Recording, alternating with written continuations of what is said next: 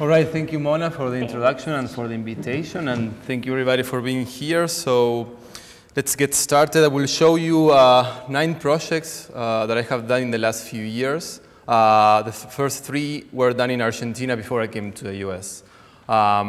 So before I talk about this, it was an experimental documentary that was done in 2002. It's important to know that towards the end of 2001, in December of 2001, specifically, Argentina had a huge institutional, political, and economical crisis.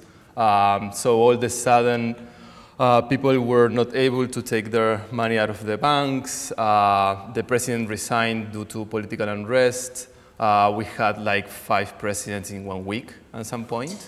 Yeah. So thousands lost their jobs. So at that time, I was going to art school, right? Me and my friends, and we were, in a sense, thinking about what it meant to be part of that society that was collapsing, right? So we were interested in organizations and institutions that somehow were attracting people that was, in a sense, fallen out of society for one reason or the other. So we focused in 3 organizations or institutions that somehow, that was their goal. So the first one is called La Iglesia Universal del Reino de Dios. The translation of that will be the Universal Church of the Kingdom of God, which is an evangelist institution with more than 500 churches in South America and a 24-hour TV show. Then the second organization was called Gaucho 2000, which is a company that was selling services of self-improvement, coaching, motivation, right? And the third group was called Esas locas ganas de quitarte la vida, which more or less the translation will be that crazy desire to take your own life, which was a group therapy at the public hospital for people with suicidal tendencies. So these 3 organizations, specifically the first 2, are really reticent of having a camera inside of them, right? And people asking questions. So in order to get what we want, and also because we wouldn't want this kind of environment, the people to know that they were being recorded, we use a spy cam. Basically, it was a security cam that was adapted to an orthopedic neck, and we were shooting without people knowing about that. So that's why, for example, so the cameraman was kind of passing as a victim of a car crash, right? So that's why, for example, in the first photogram you have like an iris, and that's because the camera is within this neck. So what we will do is, let me show you a first clip that was, we were entering this church. That was in the downtown. It used to be a cinema, and I was recycling into a church.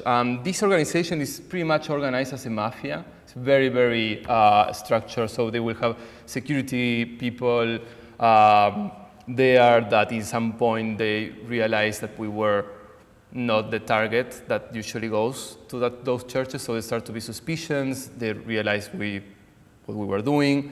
They kick us out. They got really violent with us. We have to call the police, take shelter in the pharmacy. It was really, really intense.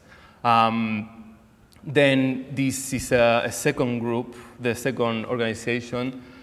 And in this case, for example, what we are seeing now, and it was a really low quality camera, is basically like a round of people holding hands, and they are singing, trying to reach this ecstasy. But these activities, in the context of this set of tasks or activities to create some sort of like community for a moment, right? But people are paying a lot of money, really a lot of money to be part of this. So the church is targeting low-income people. This is targeting high-income or middle-class high-income people. And then they will have this party where they will kind of celebrate. And their task will be structured in such a way that if you didn't do what you're supposed to do, you will get punished. Some of those tasks was to actually to bring more people into the organization that would pay more money. So they are basically making money out of like people suffering, right? Pretty straightforward. And the last one was the suicidal tendency group. which to me was the most interesting group because, for example, this man who's really frustrated with his life, in some point he will go to a church and he will talk with the priest, right, about his desire to take his own life. And the priest will say, well, you know, if you give yourself to God, you will have eternal life and all that. And he was like, that's horrifying. You know, I hate life. So the idea of eternal life is just terrible. So what we did is we created with all this footage, kind of a non-linear documentary, right? So we will have what this man was saying juxtaposed with the church, and then the celebration of the other group. After this project that I did in collaboration with 2 other friend artists, we did another project together that was a site-specific video installation that was on the rooftop of the School of Architecture, Design and Urbanism in the University of Buenos Aires. And it was basically, this is a better way to explain it. The yellow area, that's the building of the university. Then the building toward the left of the screen, that's a military facility, Marines of Argentina, that it is believed that during the last dictatorship, more or less 10,000 people went to those facilities and they were either tortured, disappeared, or killed, or something like that. Then the building in the middle is a soccer stadium, the biggest soccer stadium in Argentina. So during that dictatorship, Argentina was celebrating this World Cup, which was this huge machine of propaganda for the militaries. And then the other building, so while some match was going on in the stadium, people were being tortured and all that, just a few blocks from there. And the other facilities at the airport that was also used by the militaries to ship people into the river and throw them out of the plane. That was another tactic that they will use. So the 3 buildings for us, was amazing because they were kind of surrounding the university, right? Kind of enclosing the building into the river, trying to hold it.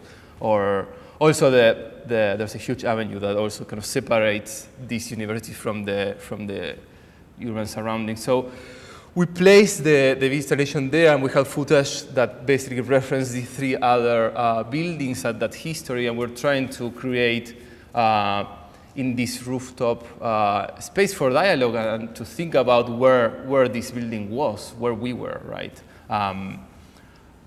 So the story is that that rooftop was not really prepared for the event, so we were just had a couple of hours to have everything mounted. So pretty much the event was really fast and it wasn't repeated. Nobody else after us could use the rooftop, so it was pretty special. And we were really kind of surprised and really feeling a lot of energy about what was happening there with the people, right? And for example, the sound of the installation was some sounds of planes, so some other planes that were going into to the airport close by, where we'll be mixing with the installation. So it was really, really, really interesting. So when we finished this project, we wanted to somehow do a work that was about this idea of people gathering, right? So again, it was a time when manifestations were happening regularly. So we were thinking about what it meant to now get together and organize and all that. So we created a 3rd work that it was called Multitude, and the translation is crowd. That it was kind of an installation event, which was basically a very huge empty space. There was nothing in it. Very, very, very little light, and people were handed audio translation equipment, basically headphones, with a receptor that can alternate between 4 channels of audio, right, at any time. And it usually is used for simultaneous translations.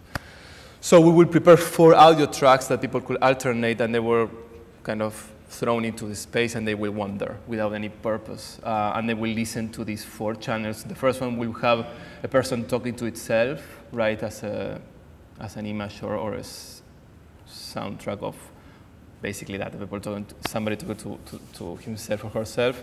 Then the second one was the dialogues between the members of a family, right? The third one was political speeches about certain moments of the political history of Argentina that was meaningful. And the fourth one was the sound of the visitor footsteps in the floor of the installation. So you could hear people walking. And basically the event lasted for a couple of hours, and it was more than anything an experiment for us because we were in a school of film and we were trying to do something that had, in a sense, very little to do with film, and we were trying to think of what happens when you are not seated and you can walk freely, what happens when you can talk. So we were testing a couple of ideas, right? What happens when an event doesn't have a beginning or an end?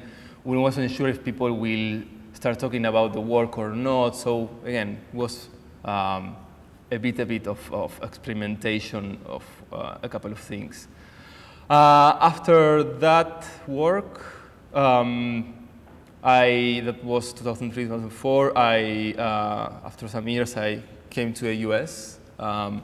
And when I was here, this was my first work when I arrived. It's called Aurora, and it's a big installation, so I got back a little bit to the, let's say, previous format that I started with. It was inspired by this snowstorm. So the story here was that in 2007 there was a snowstorm in Buenos Aires, which is pretty much a miracle, right? It doesn't snow ever. So I was sitting in the room of my house, of my parents' house, with my grandmother, and we were looking at the snow. And she's telling me that when she was really, she was a child, she was looking at the window, through a window at another snowstorm, right? So to me, I was really impressed, but I didn't really believe her. And after a while, I did some research, and it turns out that there was 2 snowstorms the last 100 years in Buenos Aires. One was in 1918, and the other one was in 2007. So this snowstorm was, to me, it was interesting because it was there when she was really little, and it was there again when she was really old. And at the time that I came to the US, I was thinking a lot about her because she was really old. I wasn't sure if I was going to see her again. So this work for me was kind of an homage to her. So I had basically these 2 screens that you are looking there, and these 4 speakers, and they will kind of set a very small space that you can kind of go in. And these 4 speakers will be kind of telling this anecdote that I was telling you just now. And then I will have my face, at the back of my face, facing in and out of white, and different rates. So let me show you now a short video quantitation. So a part of this anecdote and this idea, one of the central characters is this snowstorm. I tried to have actual snow in the gallery, and that was proved to be really kind of the tip of something very important for me in terms of what was going to come after.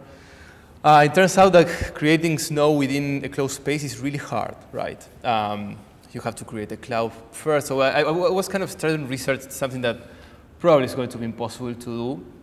And the proof was impossible to do, but nonetheless, I still want to have the snow, so I basically had this light fixture turn into a snow machine, a fake snow machine. So I will have like these 2 tubes that they will circle around like this, and they will drop this very subtle piece of paper right into the gallery space that will kind of accumulate in time.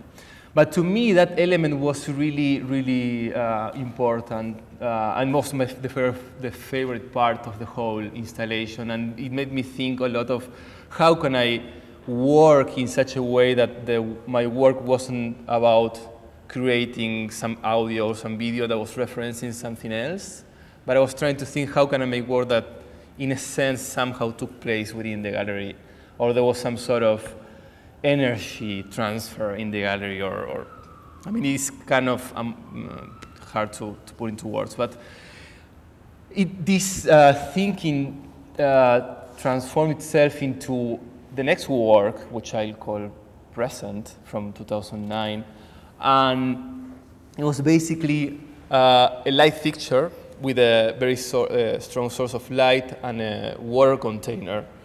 And I will have a very small hole that will release a drop of water every 45 seconds. That drop of water will come down and hit this heat surface, and it will turn into vapor instantly. So it was a rather simple work, but in doing that work, for example, one of the things that happened was that as the drop was forming, it was a kind of slow process, this horizon/rainbow will start appearing in the walls of the gallery, kind of signaling this very slow process. And then when the drop hit the surface, you will have this small cloud appear, right? So this kind of previous work with this idea of how can I create snow, how thinking on even how to create clouds and everything, then here to me was starting to make some sense, right? And also at that point I liked the kind of the work because it was a way for me to create different shapes, only different shapes that it will react a little bit if people were around it or not, because that will create small currents if people walk around, so the shape will be slightly different. So it was, again, a simple installation, but to me it was multiple temporalities going on. So this first moment of the drop, forming, so the water will be accumulating very slowly.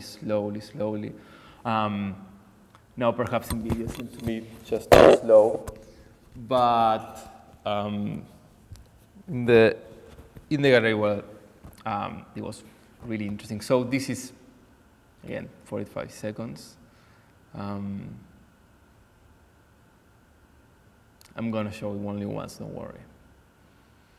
And then there were these moments where the kind of horizon the drop starts to move really fast and start to shitter a little bit. And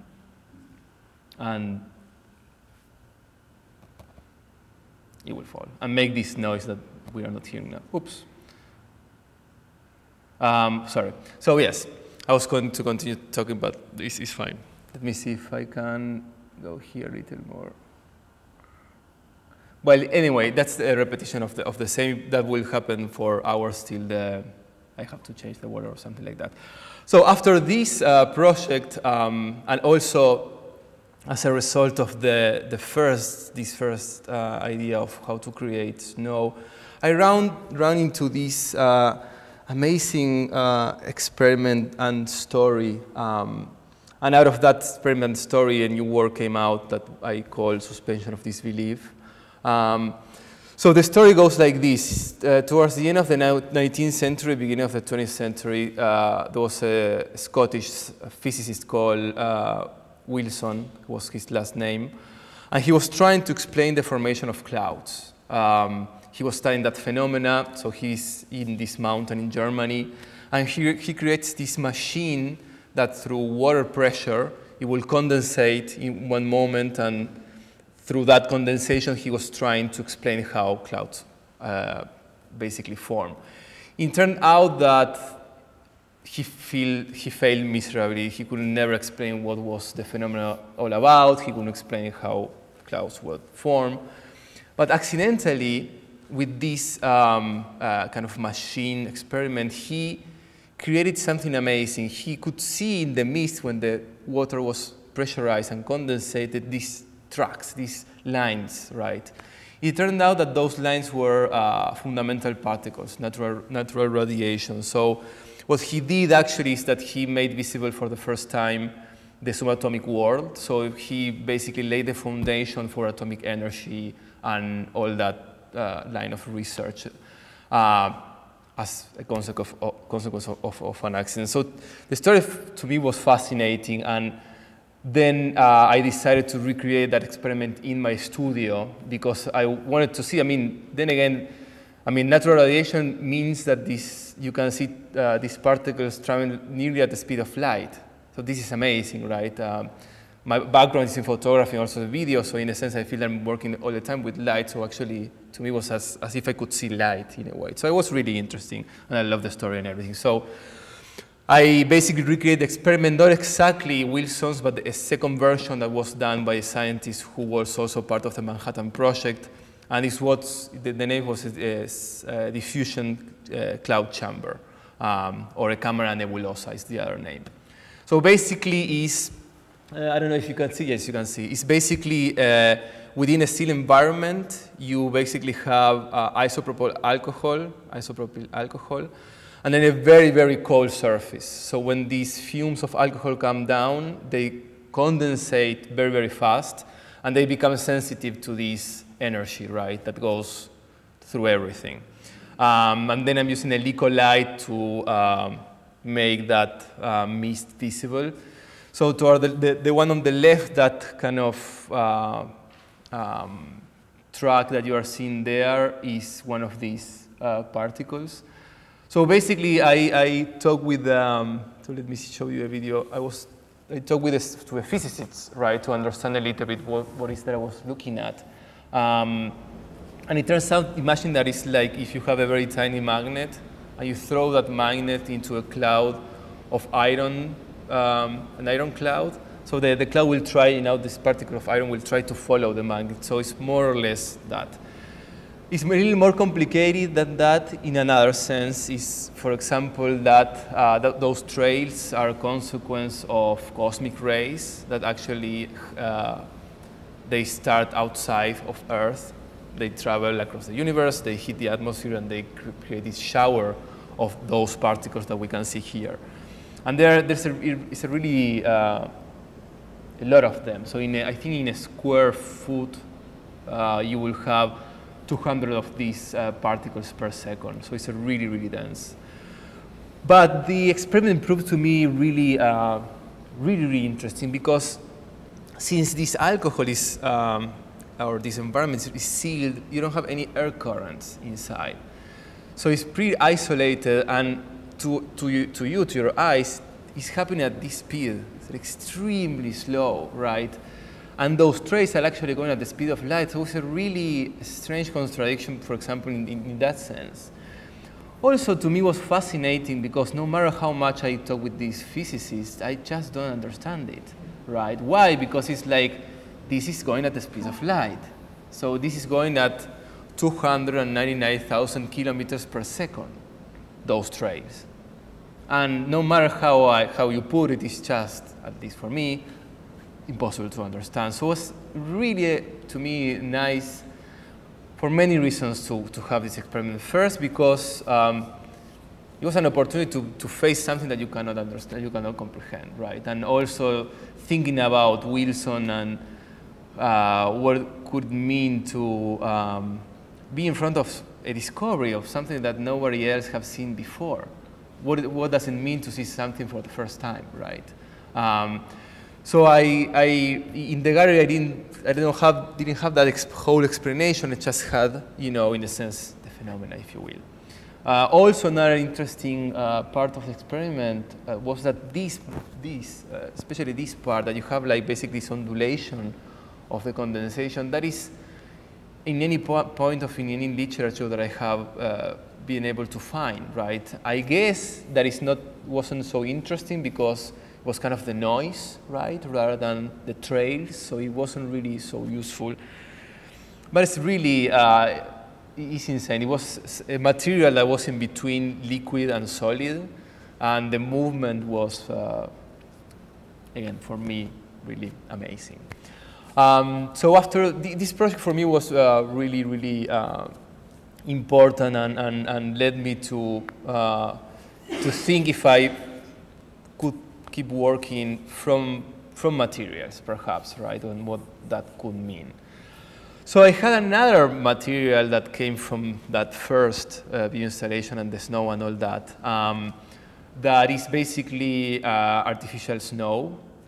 The technical name is sodium polyacrylate, and it's a super absorbent polymer that was created here in the US in 1964. And it can be found in baby diapers too, okay? Yes. And it's also commercialized as artificial snow, and that's how I found it. So the peculiarity of this material is that it will expand 300 times in contact with water. So it will have the potential to grow endlessly. That's why to me it was so interesting.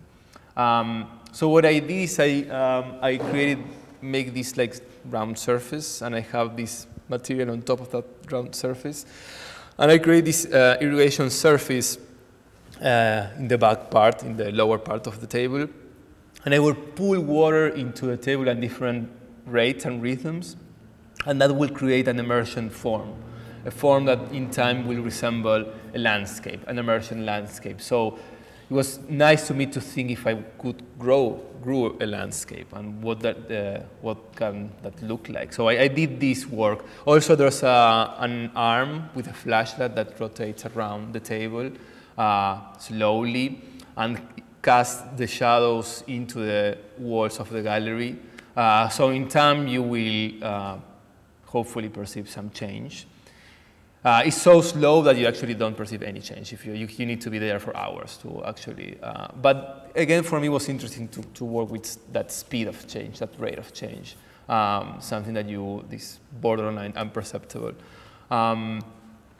Here I have a short clip of that.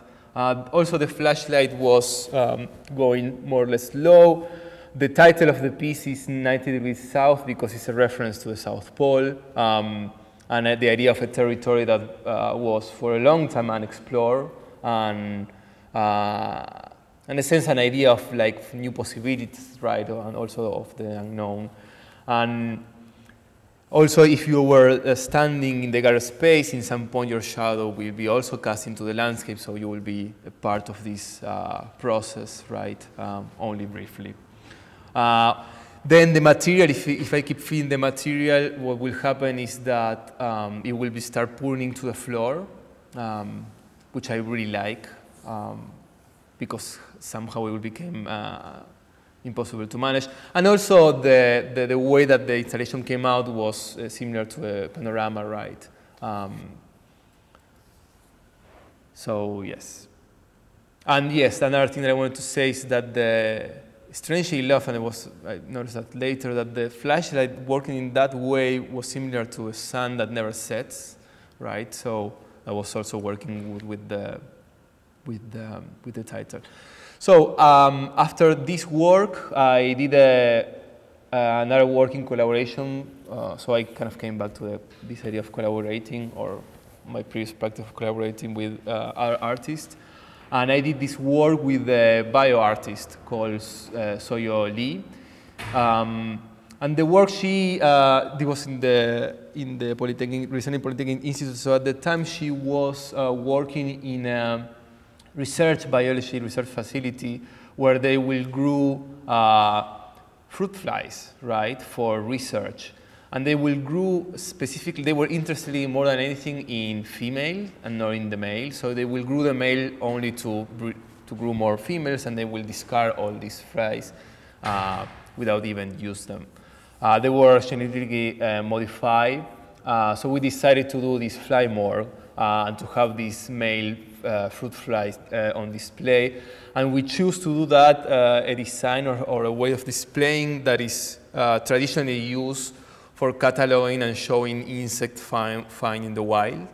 Only that in this case they were grabbed from the laboratory. And it was really nice and really interesting for me to do this work. It turns out that we wanted to use one separate source of light for each fly. So we end up using these surface-mounted LEDs, which is the source of light was actually smaller than the fly itself. It was really insane, and it was working in a scale that was barely possible to build it. So after this work, and I kind of took that design, or I guess kind of it continued itself rather than more than being so intentional. And I did this last work that I will be showing today. It was called Golden Hour. It was in May of this year. And Golden Hour, the title comes from photography and cinematography, and it's basically a name that signifies this moment of the day when light reaches its most dramatic tones, right? There's a couple of movies that were shot at that time. I think Full Metal Jacket, but perhaps I'm not correct. So what I did was that I wanted to have that moment of the day, that light being constantly recreated within the gallery space. So what I did is that I built this grid of LEDs, 70 RGB LEDs, into the gallery space. And what I did is that I used webcams those webcams was in parts of the Earth that were in the moment of the sunset of this golden hour. And I will grab, let me show you, that frame, and then process that frame with the software and extract the color of the sky during that moment. So for example, the first location there, let's say that is in, I don't know, Los Angeles or something, and that is during the sunset, this golden hour. So I will get in the video feed from a webcam that is there. Once that the sun set, well, that moment was passed, I will move to the next location, let's say the one that is in the bottom, and then I will start having the video from that point. So in that way, what I was able to do is to grab always this moment, right? And the idea here was to extend, right, this the end of the day, and the idea to create an artificial sky that is somehow standing still in time, right? So I will get at some points colors like these that were more or less similar to the sunset, or something like this. But there was a couple of things going on in terms of like the color space, because the webcams, they will have a certain profile of blue, and that will be translated into the RGB lights, and that will be a different color. So it was more about this recreation of this light process through its digital representation more than anything else. At some other moments, you will have colors like these that didn't resemble anything at all, the sunset. Also the temporality or the pace of the work was rather slow. So the transition or the color change will be rather, again, short. So this was also installed for a brief period of time, but it proved to be an interesting work in terms of working with light, right? I felt that the previous works, I was using light in order to kind of illuminate right, the phenomenon, but I wasn't using light as a primary material, as a material in itself. So I was trying with this installation to, in a sense, depart from light, and then also use light as an output. And I was also interested of the idea of inverting the relation of video, right, or photography that basically uses light to fix a form. And I was trying to do the opposite way, from a video come out with kind of the primary material of light. That's the last project. Thank you very much for listening.